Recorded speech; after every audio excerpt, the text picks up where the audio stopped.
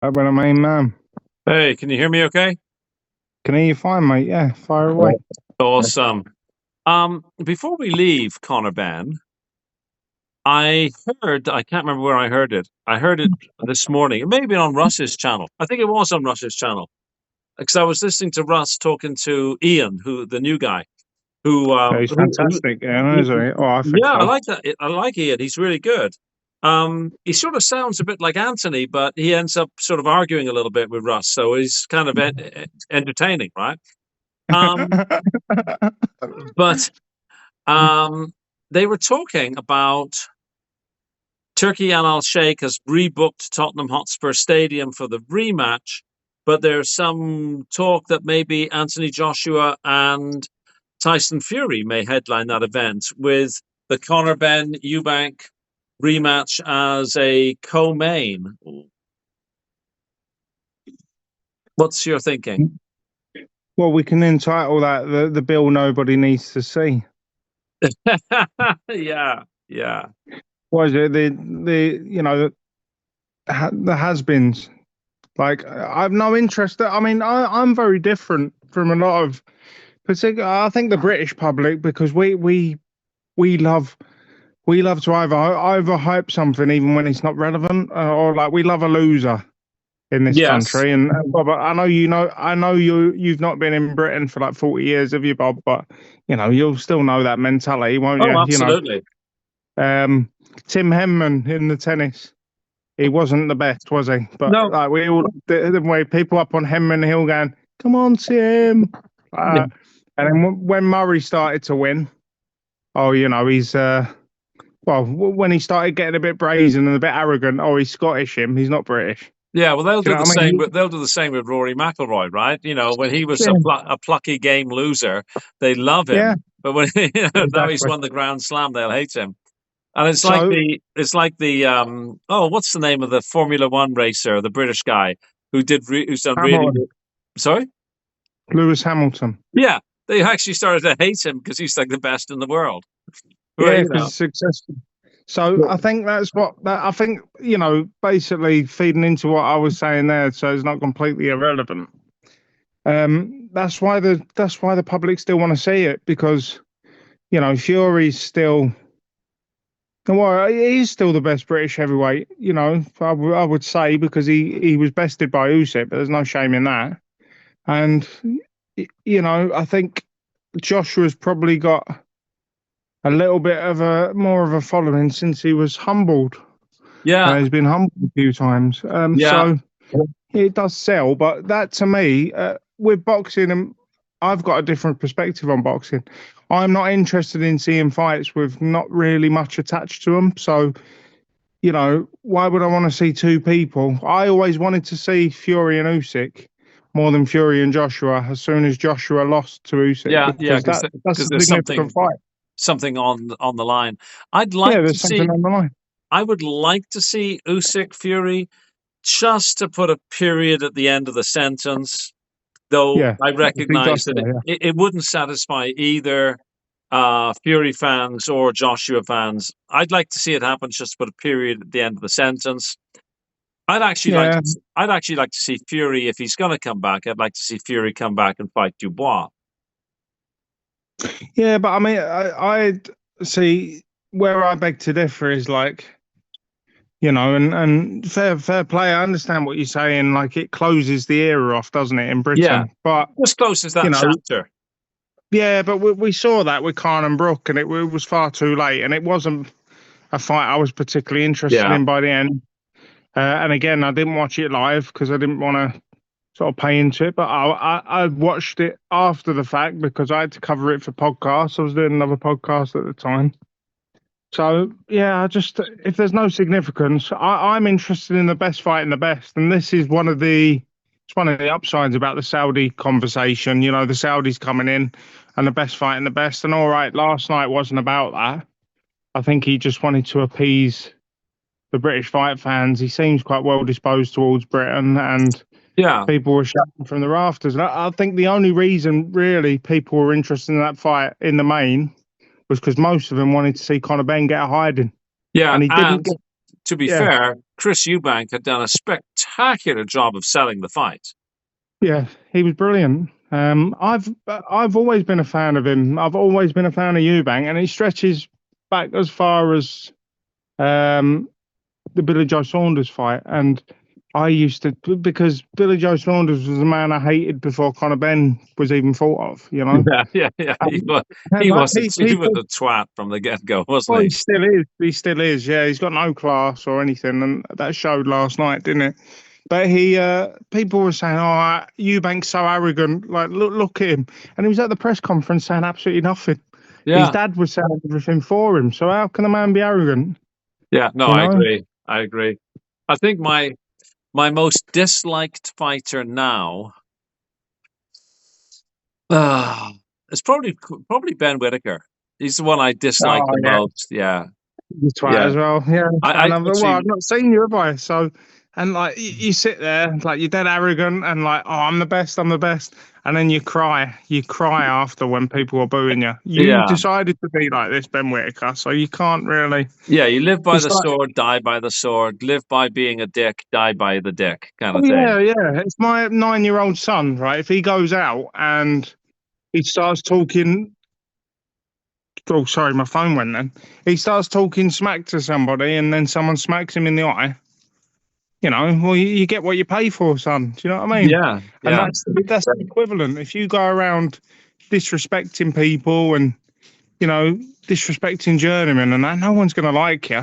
Yeah, I mean, they have an expression here, you know, like play silly games, win silly prizes, right? Yeah, certainly. Yeah. I would very much like to see Whitaker move up. I'd actually like to see him fight Willie Hutchinson. And I'm not saying that Willie Hutchinson would win. I think the build-up to that fight would be good. Because Hutchinson's not going to put up with any guff from him. And I think Willie Hutchinson would give him a good fight. But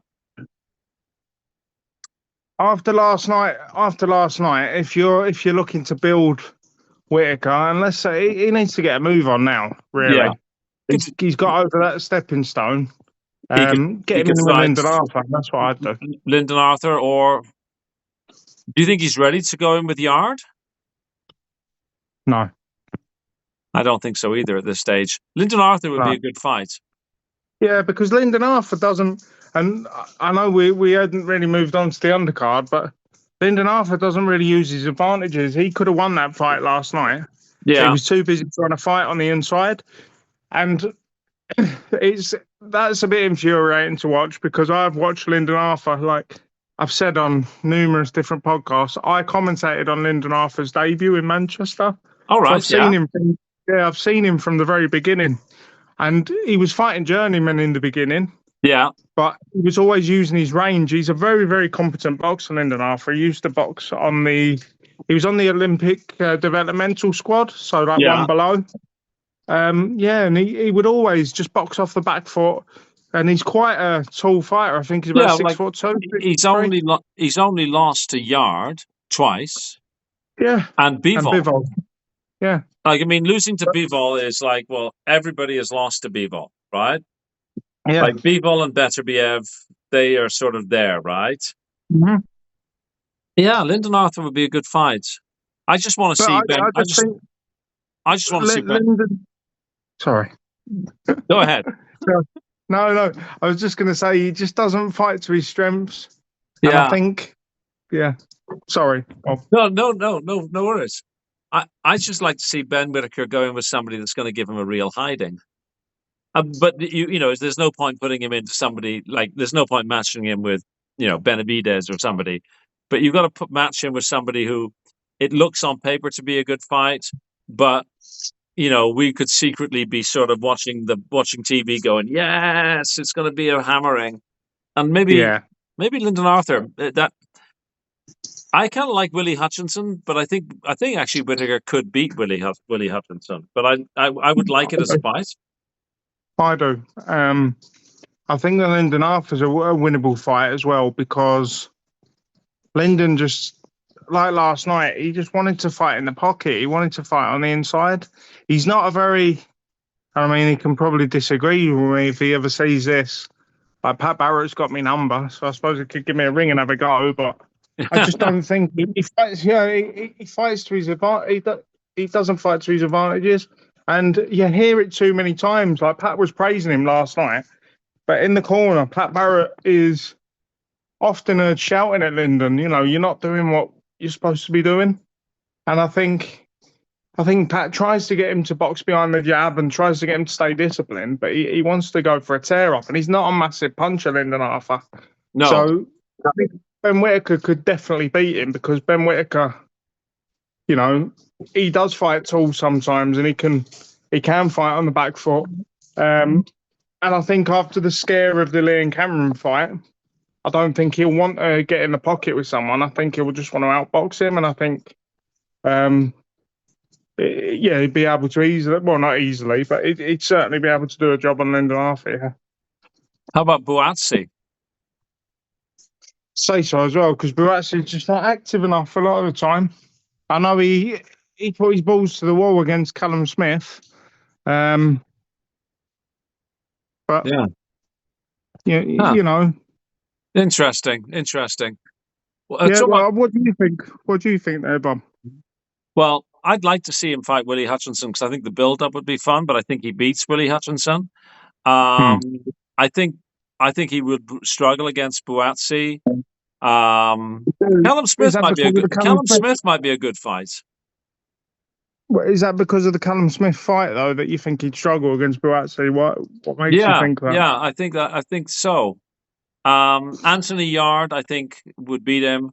Lindon Arthur might be the best fight. Yeah, Lindon Arthur might be a good fight. No, it's a good rung of the ladder as well because he's been in there with Bivol and he's been in there, you know, with Yard and all that. And if Whitaker can do it, natural progression then would be fight Yard, wouldn't it? Yeah, it would. Then Yard, and if he got through Yard, well then Benavidez, put him in there. Yeah. And then that's probably where his career ends. Exactly. Yeah. So, though, you know, Bivol and Beterbiev and Benavidez are all getting older, it's possible. Wow, that's upsetting to think about that Whitaker could actually be a world champion. Because, you know, like divisions are really strong and then they get weak and then they get strong. He could be a world champion in a weak era. Yeah, but you could end up changing your perspective on Ben Whitaker, you know, because the fact he was crying in that post-fight press conference, he obviously listens to what people are saying, and I don't think he likes the fact that he's not very well liked.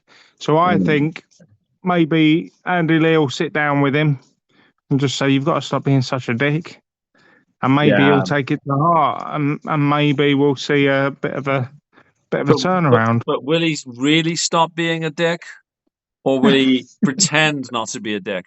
It's like Conor Benn. Like, no, Whitaker is on my shit list. Yeah, all right, fair enough. Well, he's on mine. I'm just trying to sit on the fence a little bit more. In the undercard, which I didn't think the undercard was that good, to be honest. No. But Chris Billum Smith, what do you think? What do you think? Surprised that he's shown he's a very, very tough man. Yeah. He's also shown I don't think he's got much. Next couple of fights he should look at retiring because again he was in a firefight and it's devilishly entertaining. He's taking a lot. He's taking a lot of punishment. He's doing a Derek Chisora, isn't he? And you know, against Jaya Patayas of the world who will meet fire with fire. Yeah, Jaya Pataya will just punch through him. So, you know, you're not going to win the World Cruiserweight title again, I don't think. So, I like Chris Billum Smith, and probably because I like his demeanor, you know, and I also like the fact that he's always prepared to fight. He's a tough guy. He's a bit of a throwback fighter. He's a like old school fighter in a way. Yep, he's come from nowhere to be a world champion. Those sort of fighters, they remind me of the Steve Robinsons. Yeah. You know, when you think, should they really be a world champion? But like, they've won a world title and they stayed on top for a little bit against all odds. Fair play. Yeah, grit, determination, hard work. Yeah. Yeah. But no, that is good. And what about Beefy Smith? What about Beefy? It's got to be time for Uh, him to retire, right? yeah, it's definitely got to be time for him to retire. He was completely gone. He wasn't even throwing punches, was he? And he's normally a right tough man. Well, he was tough. He was Yeah. tough. He was No, taking beatings. He was, a tough family. yeah, yeah. He was still firing back. And fair play to him for still being in there at the end of the 12 rounds, because there were times where he was getting the crap beaten out of him. John Latham let it go on when, I mean, he was firing back, but if John Latham would have stopped that early, you wouldn't really have blamed him, because it was just one-way traffic, wasn't it? So call it a day. This is one of the problems, though, with, and I'm just going to call it as British reffing. And I know there are problems with American refs, but with British reffing in particular, you've got no consistency. Like, Liam Cameron was stopped by Ben Whitaker, and yet Beefy essentially took too much of a beating in a way. Like, you couldn't have complained if Beefy had been stopped. Like, No, exactly. there isn't really any sort of metrics you can look at where if somebody has got, like, I don't know, 8 unanswered punches or whatever, the ref is sort of calling it off. It really just totally depends upon the ref. I've said that. I've said that a few times. Like, there's not really any, like, it's just, well, I've talked about it more with scoring, and I know it's mentioned on podcasts like Fight Disciples and that. I'm a real advocate for it. There needs to be some real uniform scoring criteria, like there is with MMA. Yeah. Like, what constitutes a point score? What constitutes clean, effective punching? Write it down for us as if we're idiots. And it needs to be the same with refereeing as well. Everything needs to be consistent. Yeah, because otherwise you just People don't are losing know. money, aren't they? And the thing is, as somebody who wants to put a bet on a fight, you're sort of saying, okay, well, my fighter's durable, my fighter's slow, my fighter might take a lot of blows early on, but my fighter's going to come through in the second half of the fight. You Yep. might want to bet on your fighter, but then you get a ref in who says, oh, fuck, no, he's being hit. Oh, stop, he's being hit. Well, like, Yeah. you're supposed to get hit. Like, I know. Well, yeah. I mean, this is the thing. You sort of know what you're going to get. Like, particularly with refs. Like with Howard Foster, Now I know in our chat that we've got, I was in the minority because everyone thought that was a dodgy stoppage last week. I don't think it was a dodgy stoppage last week with Cameron. I think Howard Foster was right to stop it, because he wasn't going to come back. There was no complaints from Cameron, no, but it is interesting that he didn't say anything. He seemed to just, like, oh, ho hum, I got stopped. He didn't seem to be concerned about it. no, and you mentioned Ian, on Porky's Corner the other day. I was actually talking to Ian yesterday, and we were talking about this. We were talking about Howard Foster in general, and he was saying about Groves and Froch. Do you think that was a dodgy stoppage? And I don't, and I quantify it like this: anybody can say what they want on the TV, right? But if you see the legs go on the telly and the fighter isn't firing back, what you got to remember is the referee can see the fighter's eyes. We can't. Yeah. The fighter's No, that's eyes are true. the windows to the soul. Do you know what I mean? So, Yeah, and we're much more aware of CTE now than, well, we're more cognizant of it, and so maybe it is right. The thing that strikes me, though, is it's the B side fighter who gets stopped, the A yep, side fighter. So I don't know. There's that again lacking clear metrics yep. for us to say, okay, I get it. He was stopped because of this. Lacking those metrics, we're left guessing about subjectivity, A side versus B side, dirty That's tricks in the background, and all that sort of stuff. that's a separate conversation on the, um, on the fit for purpose argument of the British Boxing Board of Control, though, isn't it? And we could have a whole episode on that because Yeah. a lot of the time, I don't think they're fit for purpose, really, but they are under the cosh. They're a charity in a sea of sharks, and the sharks are they're running the aquarium, aren't they? Really, the promoters and stuff. Look at that crap the others, with Eddie Hearn. Well, the promoters run the show, right? The British Boxing Board of Control is a very toothless regulator, and you're right. Mm-hmm. That's a conversation for some other time. Next weekend we've got some of the top Americans. Any special standout fights you're looking forward to next weekend? Do you know what, Bob? You're gonna have a go at me. I haven't done my research on next weekend. You're gonna have to tell me what's happening. What's happening? Well, we got Ryan Garcia. We've got the Fist of Fury, whatever they're called. The Times Square thing. So maybe we can have a chat about that next week. Yeah, when I actually get my arse in gear and actually do my research, then sorry about that. I know you typical Brit, you're all into the Brit fighters, the rest of the world doesn't count, right? I know it's just James rank amateur. Just as bad as Americans, I was talking to some guys when I was down in the States and I was saying, there's a big boxing match coming up this weekend, Chris Eubank Jr., Conor Benn, and we were at a pub, right? Sports bar. And no fucking clue. To be fair, though, it isn't a big fight. Like, it was a fight with no title. Yeah. With a guy that you could argue is a has-been in Eubank. Yeah.